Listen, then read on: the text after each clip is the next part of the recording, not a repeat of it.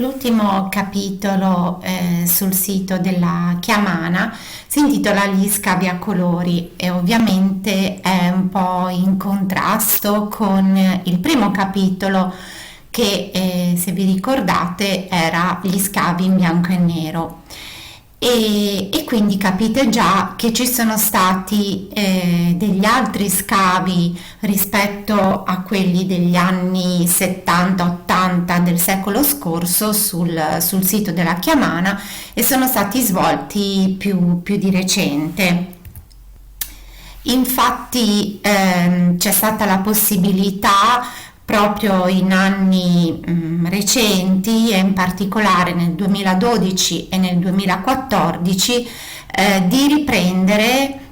gli scavi archeologici nella porzione del sito che rimaneva dopo gli sbancamenti che sono avvenuti nel corso degli anni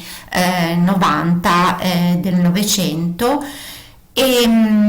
c'è stata questa possibilità grazie anche a dei preliminari sondaggi con il georadar che hanno permesso di verificare che in effetti rimaneva qualcosa delle strutture emerse negli scavi di Luisa Bertacchi. Quindi il comune ha deciso nuovamente di finanziare anche questa nuova campagna di scavo e si è partiti proprio con l'intento di verificare che cosa rimaneva delle strutture emerse in passato e secondariamente se esistevano delle porzioni del sito che non erano state intaccate appunto dagli scavi di Luisa Bertacchi. Qui vedete alcuni momenti dello scavo e in analogia e in contrasto con quanto abbiamo visto per gli scavi in bianco e nero, vi accorgete subito che le attrezzature e le persone che conducono lo scavo sono diverse da quelle che operavano in passato.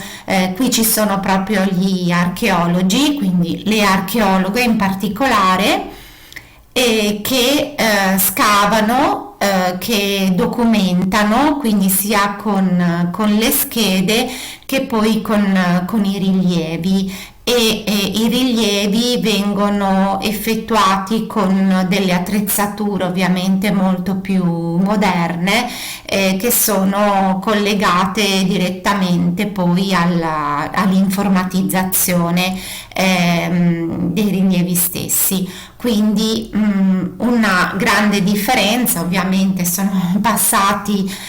circa 50 anni e quindi anche la metodologia archeologica e le tecnologie che vengono in aiuto dell'archeologia sono cambiate e sono enormemente migliorate. Questa è la squadra non solo degli archeologi ma anche dei volontari della protezione civile che ci hanno aiutato, dei volontari che sono venuti proprio in aiuto durante lo scavo e anche gli amministratori, quindi in questo caso il vice sindaco di allora, il signor Mian.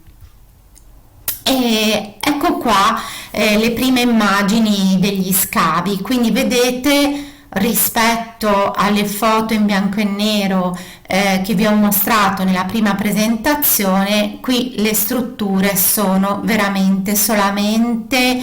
a livello di evidenze di base, non rimane più nulla dell'alzato, della struttura che si solleva, perché ovviamente gli anni di sbancamenti e di lavorazione del terreno hanno proprio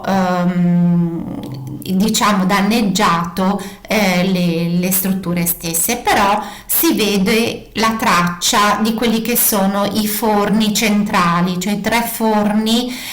in batteria, dove, se vi ricordate, abbiamo ipotizzato che venisse cotta la ceramica invetriata. E ecco un'altra vista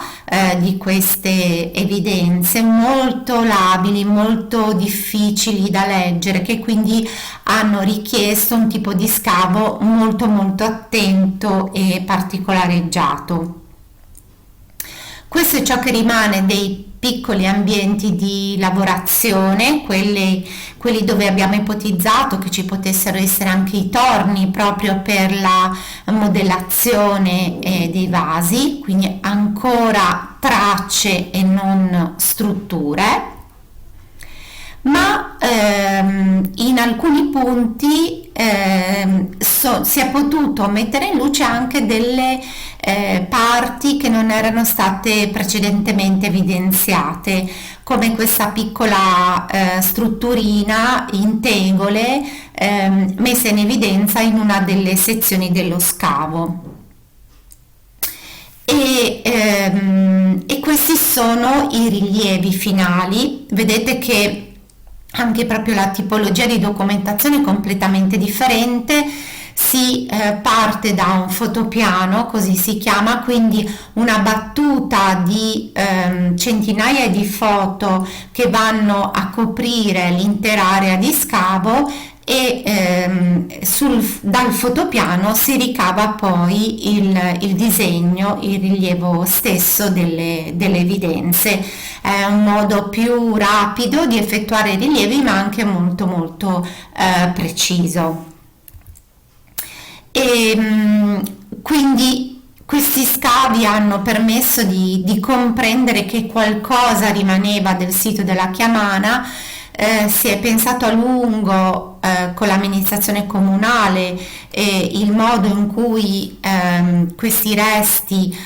potessero essere anche poi valorizzati per delle visite, per dei turisti che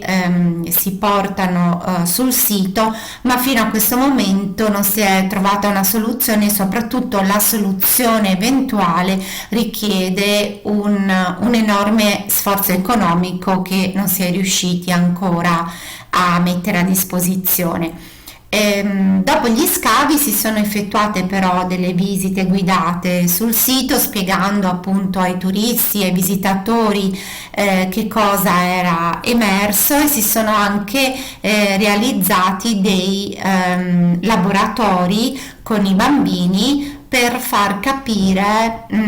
i materiali che si producevano alla Chiamana proprio attraverso la sperimentazione diretta della lavorazione dell'argilla.